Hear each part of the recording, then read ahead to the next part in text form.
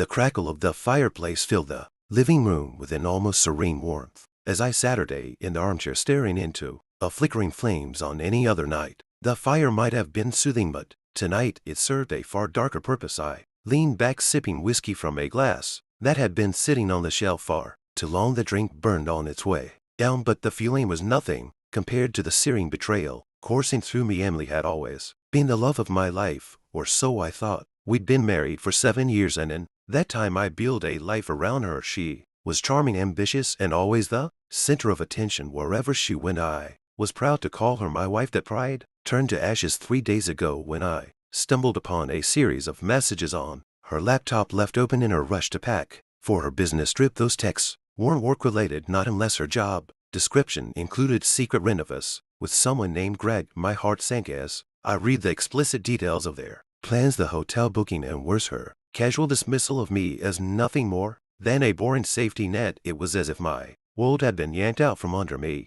I wanted to confront her right then and there, but something stopped me. Perhaps it was shock, or maybe it was the realization that an impulsive confrontation would only lead to more lies. Instead, I decided to wait to let the storm inside me brew until I could channel it into something decisive. Emily returned tonight, suitcase in hand, a glowing smile on her face as if nothing had happened. "Hey babe, I miss you," she called out, kicking off her heels at the door. Her tone was sugary sweet, almost convincing enough to make me doubt what I knew almost. "Hey," I watched her from the armchair, taking another sip of whiskey. "Did you have a good trip?" I asked, my voice carefully neutral. She hesitated for the briefest moment, then recovered. "Yeah, it was productive, exhausting though." She made her way to the kitchen, undoubtedly expecting me to follow and help with her bags like I always did, but not tonight. When she noticed I had moved, she glanced back. "You okay?" "Perfectly fine," I replied, letting my words hang in the air. My calmness seemed to unnerve her slightly, but she shrugged it off and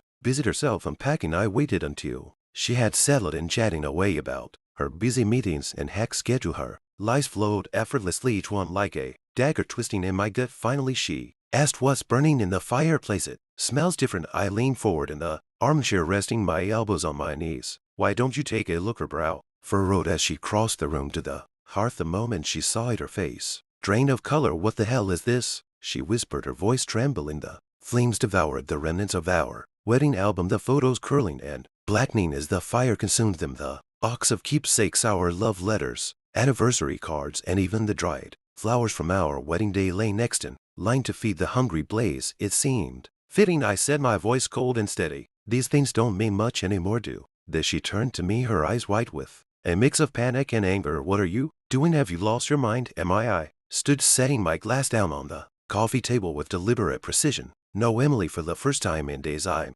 thinking very clearly." She took a step back, the firelight casting eerie shadows on her face. "I don't understand." I pulled my phone from my pocket and opened the photos I'd taken of her laptop screen, holding it up for her to see. Her colorless face told me she recognized them immediately. "Cared to explain who Greg is?" Her mouth opened and closed like a fish out of water. "It's not what it looks like," she stammered. "Really?" I said, raising an eyebrow. "Because it looks like you've been screwing him behind my back for God knows how long." "It was a mistake," she blurted out. "I was lonely, and you've been so distant lately." I laughed, a bitter sound that felt foreign even to me. "Distant? I've been working my ass off to build a life for us, to give you everything you wanted. But I guess that wasn't enough for you, was it?" Her eyes filled with tears, but I felt no sympathy. "Not anymore, please. We can't fix this." "It didn't mean anything." "Didn't mean anything," I repeated, my voice rising. "You planned an entire trip around him. You called me boring. You lied to my face every day. So don't stand there and insult my intelligence by saying it didn't mean anything." She broke down, sobbing into her hands, but I refused to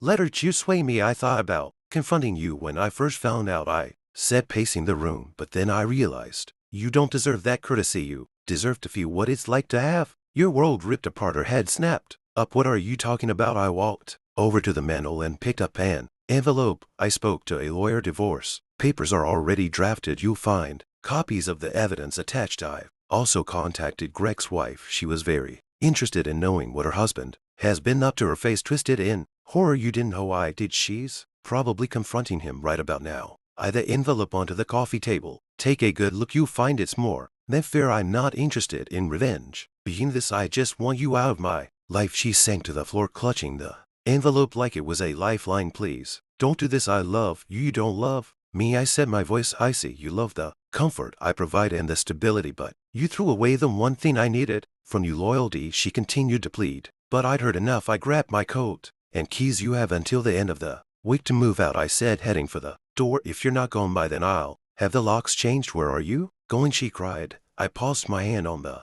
doorknob. Anywhere but here. And with that I stepped out into the cool night air, feeling the weight of betrayal begin to lift with every step I took away from her. In the weeks that followed, I filed for divorce and started the process of rebuilding my life. The sympathy from friends and family was overwhelming, but I didn't dwell on their pity. Instead, I focused on myself, rediscovering the hobbies and passions I'd set aside during my marriage. As for Emily, she moved out quietly, her pleas for reconciliation dwindling as she realized a way